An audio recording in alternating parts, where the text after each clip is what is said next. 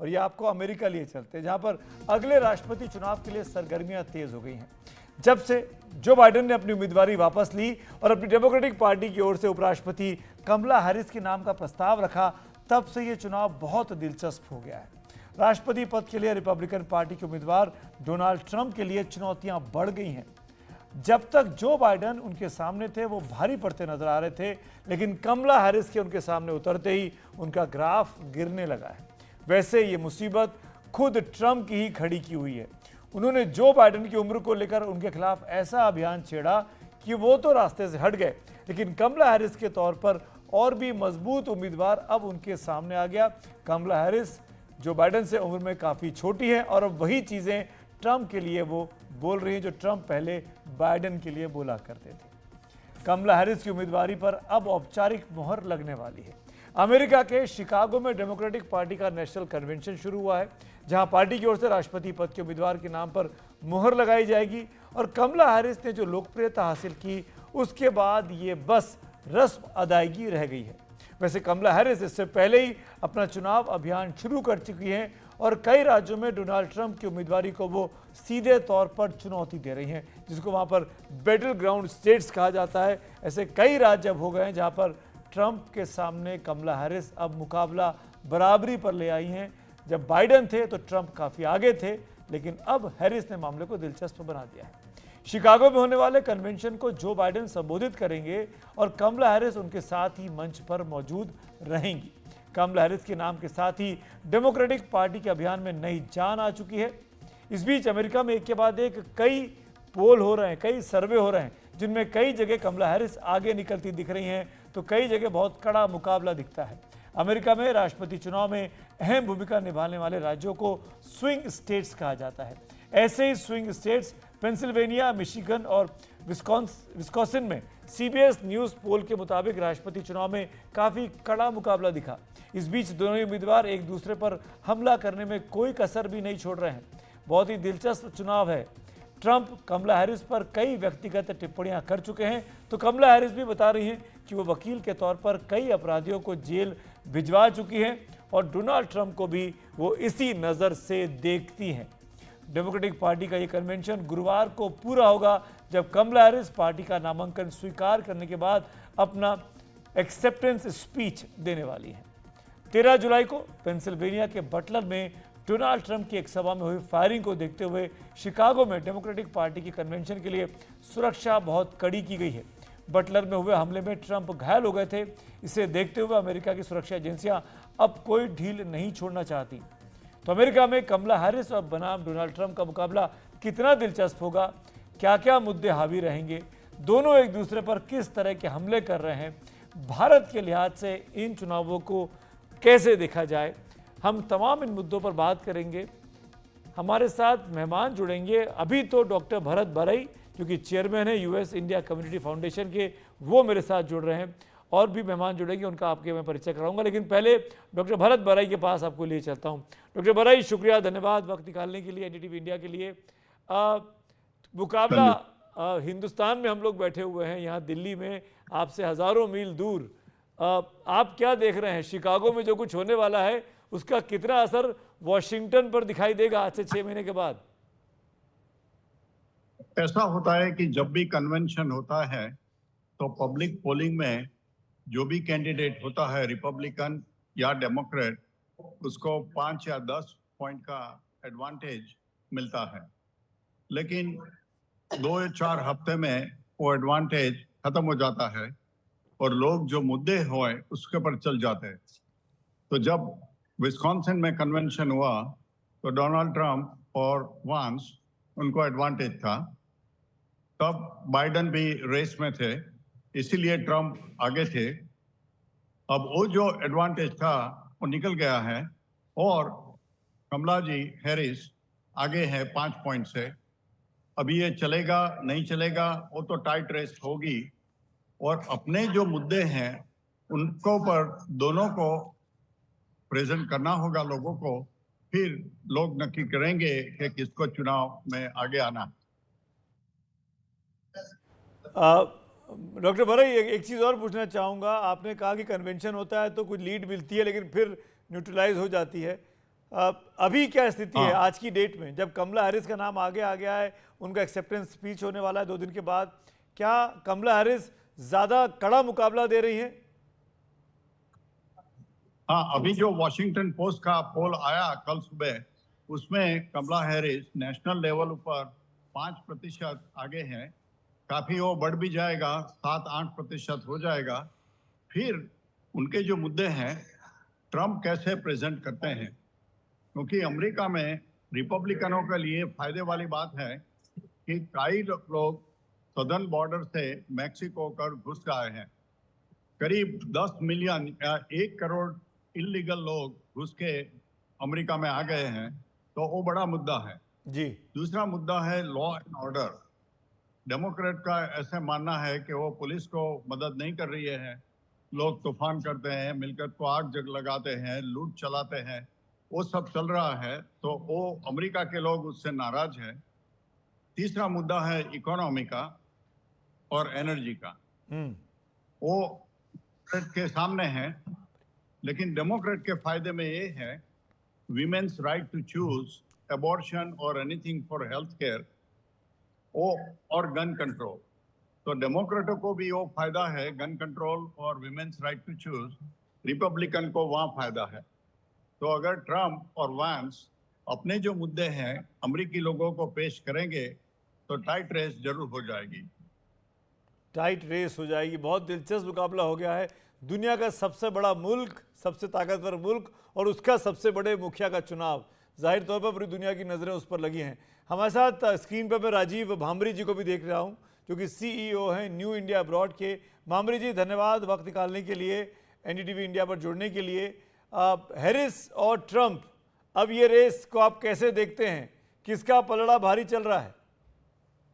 अभी तो कहना बहुत मुश्किल है, पर अभी जैसे ही कमला हैरिस ने ज्वाइन किया है, तो उसके बाद जो ये रेस है थोड़ी डिफरेंट हो गया है।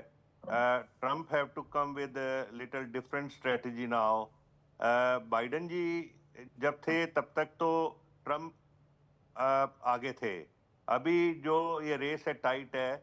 अभी एज पर सर्वे कमला हैरिस जी आगे हैं, 3-4-5 पॉइंट जो भी हैं। पर मैं भरत बराई जी के साथ बिल्कुल एग्री करता हूं कि ये जो illegal people, I live in New York area, there are lot of problem, millions of people have come over here, there is a big chaos on Time Square जैसी जगह पे भी सेफ्टी नहीं है, आए दिन रोज प्रॉब्लम हो रही है। तो अमेरिकन पीपल इसको वेरी सीरियसली ले रहे हैं। तो अभी रेस वेरी टाइट है, अभी डिफिकल्ट है। अभी शिकागो कन्वेंशन शुरू होने वाला है, उसमें अभी होने के बाद थोड़ा चेंज होने वाला है। Maybe Kamala Harris might take some more lead, पर अभी they have to come with definitely serious agenda. Bhamri ji, ये बताइए, ये जो इलीगल लोगों वाला जो मामला है, जो कि बहुत ही क्लोज है अमेरिकन के इस वोटिंग को डिसाइड करने में, तो भामरी साहब, किसकी पॉलिसीज, डेमोक्रेट्स की कि रिपब्लिकन की, ज़्यादा अपील कर रही हैं इलीगल पीपल को, लोगों को कंट्रोल करने के लिए, उनको कंट्रोल करने के लिए? मैं तो ये कहूँगा रिपब्लिकन पॉलिसीज अभी उसको ज़्यादा कंट्रोल कर सकती है देन डेमोक्रेट्स। तो ये मेरा मानना है। ये आपका मानना है। इसी से जुड़ा हुआ मेरा अगला सवाल है आपसे। इस सिचुएशन में जब कमला हैरिस इस लड़ाई को और क्लोज ले आई हैं और इनफैक्ट थोड़ी आगे आज की डेट में दिखाई देती हैं, नहीं पता 3 महीने में क्या होगा, क्या ट्रंप जिस तरीके से पर्सनली अटैक कर रहे हैं कमला हैरिस के कलर पर, उनके उनके उनके रिहाइश पर, क्या ये रिपब्लिकन वोटर को, उनके सपोर्टर्स को पसंद आ रहा होगा? As far as voters are concerned, some are in, some are out, some are against. तो अभी ये बहुत बड़ा मुद्दा है कि ट्रम्प जी जो हैं वो पर्सनली बहुत अटैक करते हैं, racial specially. He should, I would say, he should stay away from that. So it will definitely benefit to him. He should be little soft and should be careful while talking about racial thing, which not going to help him but hurt him. मेरे साथ एक और वरिष्ठ पत्रकार Xenia बहल भी इस वक्त US से ही चर्चा में जुड़ गए। ज़ेनिया, आपका भी बहुत बहुत स्वागत है। ज़ेनिया, मैं आऊँगा आपके पास, लेकिन पहले एक बार डॉक्टर भरत बरई के पास जा रहा हूँ। डॉक्टर साहब, आप कुछ बोलना चाह रहे थे रेशियल अटैक्स पर, सॉरी, ये जो ट्रम्प के कमेंट्स होते हैं हैरिस पर, personal attack, personal. It is irresponsible. Trump को अपने मुद्दे हैं, illegal immigration, law and order, economy, उसके पर स्टिक होना चाहिए।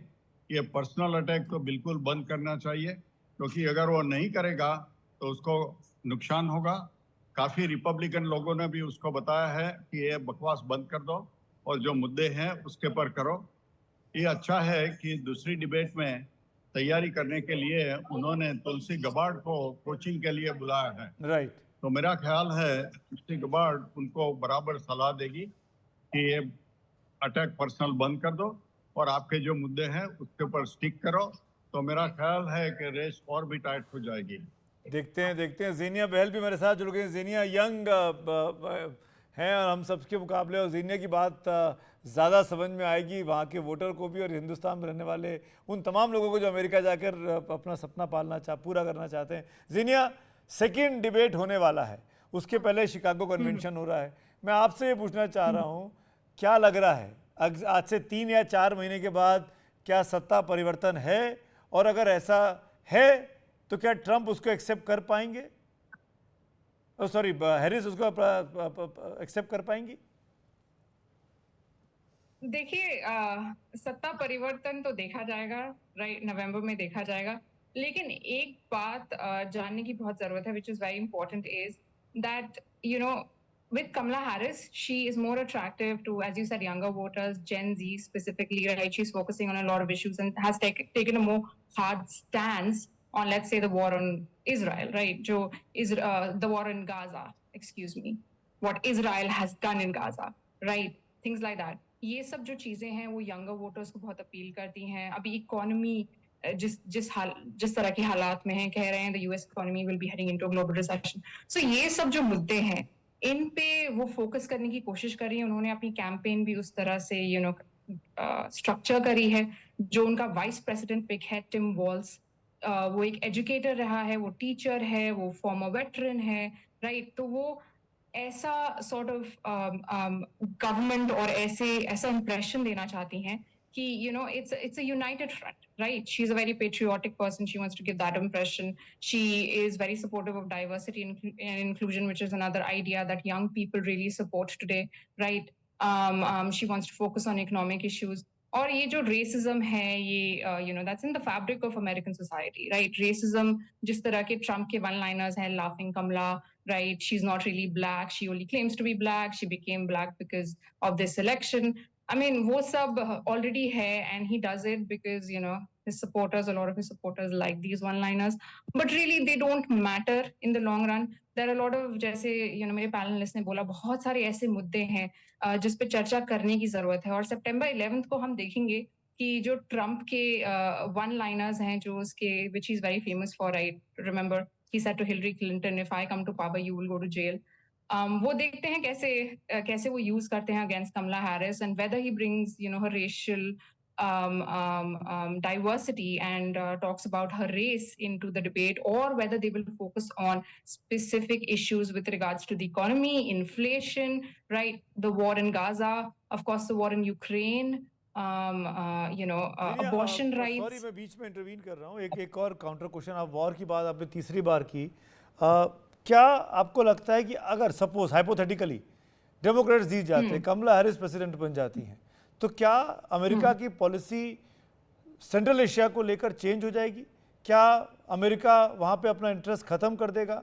क्या कमला हैरिस अपनी जो इंटरेस्ट दिखाते हैं टेल अवीव को लेकर, ट्रम्प्स, वो सब चीज़ें बदल जाएंगी प्रेशर में आके?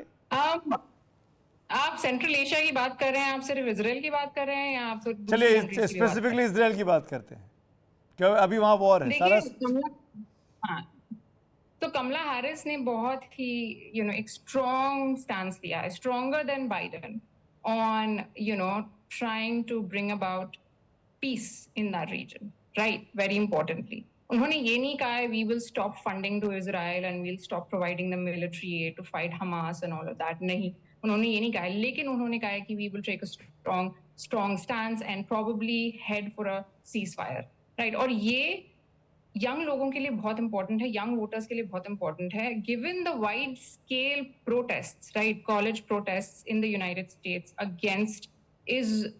Against Israel defensive in Gaza, और जो इजराइल ने किया है, राइट, गाजा में इतने बच्चे मर गए हैं, तकरीबन 40,000 लोग वहां मर गए हैं, और you know so many students protested around campuses in the United States, from the biggest Ivy League universities to even the smaller universities here in Ohio, for example, Case Western और Reserve. इस पे Trump का क्या line है? Trump क्या कहते हैं देखिए, वॉर को लेकर?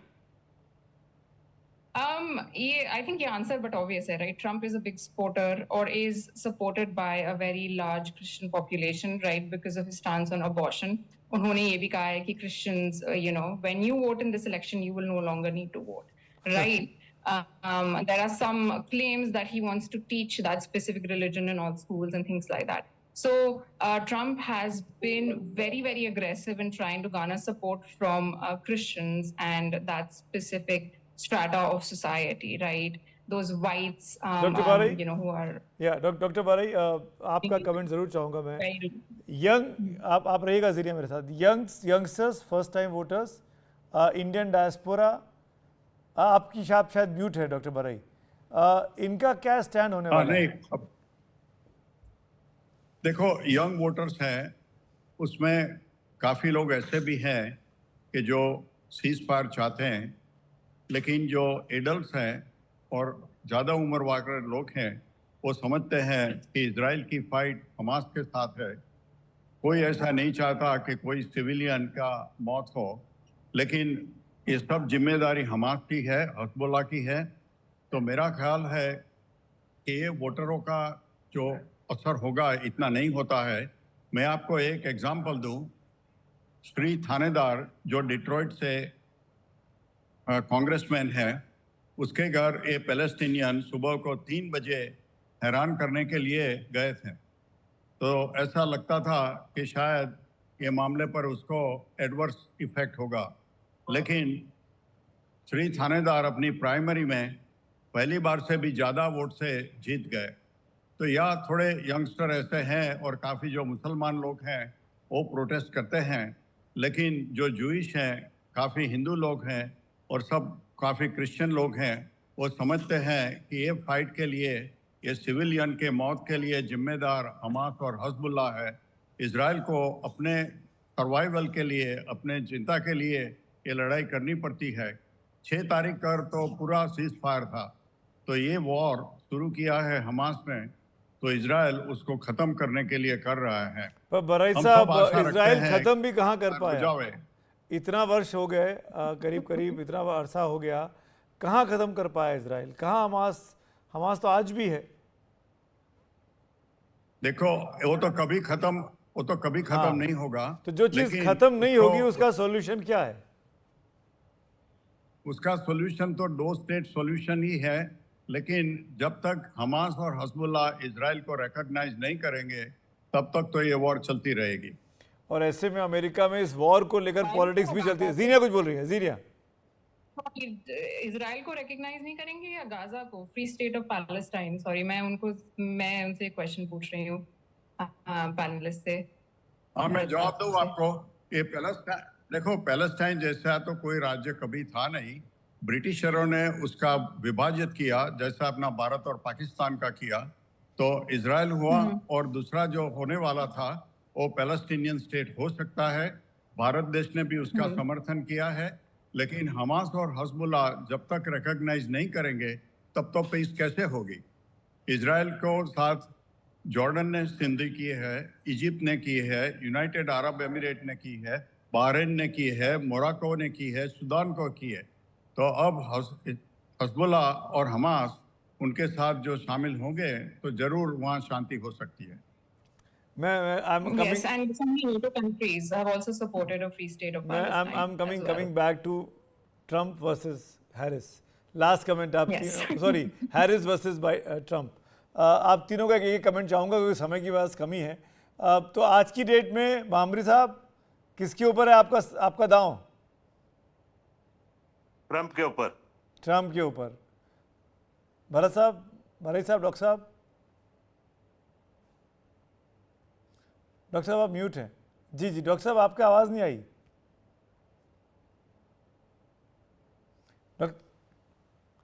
डॉक्टर साहब प्लीज़ अनम्यूट बोलिए, आपकी आवाज़ हम सुनना चाह रहे हैं। ट्रंप या हैरिस? अभी तो टाइट रेस है, मालूम नहीं कर सकते हैं। मालूम नहीं कह सकते हैं। जीनिया? Okay, can I give you a long-winded answer? Okay. Sumit? A bit of a long-winded answer, okay? I am a proud American and an OCI card holder, right? And in the last election, I very proudly voted for the Biden administration, and I will continue my support for Kamala Harris as the first Asian and the first likely Black president of the United States. So yeah, I am hoping that Kamala Harris wins, but लेकिन मुझे पता है ये बहुत tight race है, तो देखते हैं क्योंकि इकोनॉमी भी है, वॉर भी है, you know, external situation plus the internal, तो देखते हैं क्या होता है। तो एक्सटर्नल सिचुएशन भी है, इंटरनल पॉलिटिक्स भी है, कई सारा इंटरेस्टिंग फेज से अभी अमेरिका गुजर रहा है और हमारे भारतीय मित्र वहाँ पर हैं जो लगातार वहाँ से अपनी जानकारियाँ, अपनी इच्छाएं, अपनी बातें भी हमको बताते हैं। बहुत बहुत शुक्रिया आपका हमारे साथ जुड़ने के लिए, जीनिया भी, भामरी साहब भी और डॉक्टर भरत बरई भी। थैंक यू सो मच, आपने वक्त निकाला। क्या होगा अमेरिका में मुझको भी नहीं पता, लेकिन नज़र एनडीटीवी इंडिया की बनी हुई है कि अमेरिका में नया राष्ट्रपति कौन होगा। ट्रंप एक बार फिर होंगे या पहली बार कोई महिला राष्ट्रपति अमेरिका को मिलने वाली है।